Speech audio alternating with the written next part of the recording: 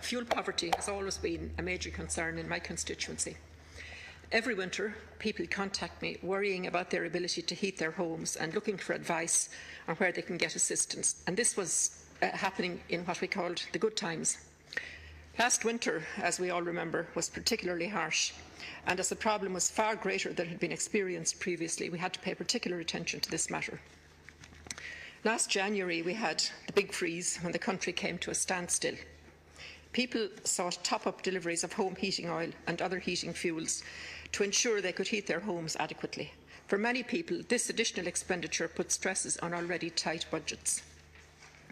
During this time of extreme weather conditions, we were also reminded to keep an eye on our older relatives and neighbours. And the reason for that, of course, was the consequences of being cold and the knock-on health effects of inadequate heating. And these are well known, particularly in relation to the elderly. Last year, for perhaps the first time in a generation, we were also acutely aware of the effects of the recession on households. It was not just the elderly pensioners and traditional low-income families that were at risk of fuel poverty. It was also those who were coming face to face with the reality of the recession for the first time. Fuel poverty would traditionally have been considered an issue associated with lower income areas throughout the country. However, this recession is so widespread that fuel poverty is now a very real issue in households that were previously considered well off. In instances such as where a family relied on two incomes to meet their financial commitments and one income has been lost, suddenly these families that never faced the prospect of not being able to adequately heat their homes throughout the winter are now facing exactly this scenario. In recent weeks, we were given an insight into the extent of the problem by presentations from the ESB and Bord Gáis at a recent Oireachtas committee. We heard from Bord Gáis that every 5 minutes they are entering into payment plans with customers who have fallen into arrears. We know that some 2,500 people have had electricity supply disconnected in their homes each month this year. Figures from the Commission for Energy Regulation show that gas disconnections are running at a rate of approximately 20 per day. Disconnections are only as an absolute last resort when other measures have failed.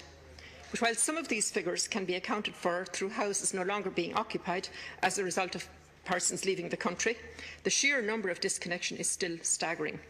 We know that approximately 60% of gas disconnections now take place in owner-occupied housing, and this again is a huge change. Perhaps more worrying is the approximately 90,000 gas consumers experiencing debt difficulties. This may in large part refer to persons who say have exhausted their savings after becoming unemployed, falling into arrears on bills and just not being able to pay off their arrears and meet their monthly outgoings at the same time. This is the real effect of long-term unemployment, and it indicates that the rate of disconnections is therefore only the tip of the iceberg of what is clearly a crisis situation. As has been pointed out by my colleagues in the past number of days, this government promised a fuel poverty strategy by the end of 2009 in the revised programme for government. Yet here we are, almost 1 year on, and still no sign of it. How can the government have been so negligent at a time of soaring unemployment when low-income families are facing such huge financial pressures? How can this government not consider this as an urgent matter? In the intervening time, we have seen the introduction of a carbon levy on home heating oil and sanctioning a 5% rise in ESB prices. The introduction of the carbon levy was done despite the failure by government to deliver on promises by ministers that arrangements would be made to assist those most at risk of fuel poverty before the levy was applied. We have to consider what the government priorities are. We have spent over 2 years now debating every aspect of the banking crisis, and it has consumed political life at the expense of almost all other issues.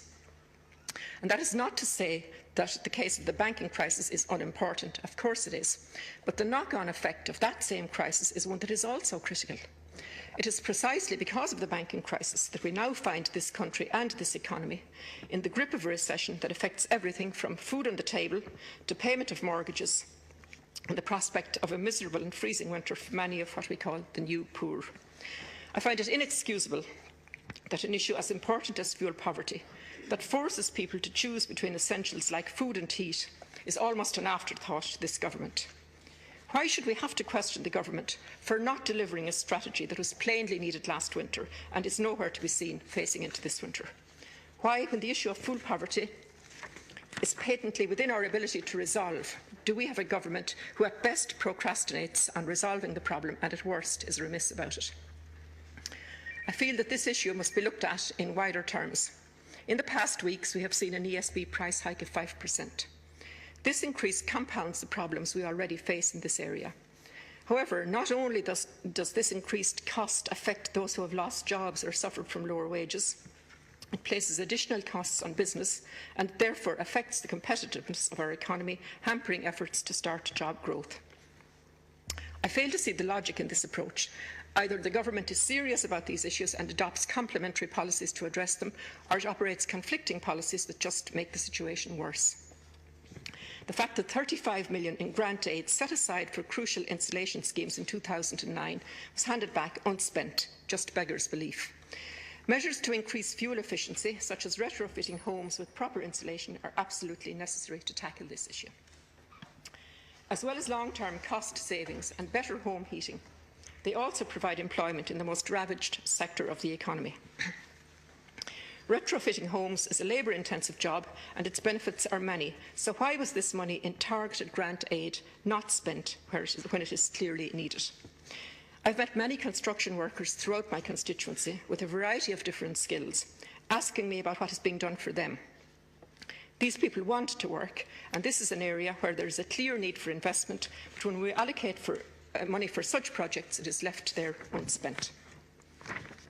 Fuel poverty is a problem that exists right across the country. It's both a rural and urban one, and one that surely demands urgent and immediate attention. In the Labour Party, we have proposed measures to tackle this problem, from a national retrofit programme to bring unemployed construction workers back into the workforce, to implementing a fuel allowance scheme to alleviate the pressures on low-income households following the introduction of the carbon tax. These and other measures, if implemented, will more than offset their costs, if carried out as a coherent strategy that addresses the issue of fuel poverty, while also providing long-term benefits in areas of efficiency, savings and tax revenue.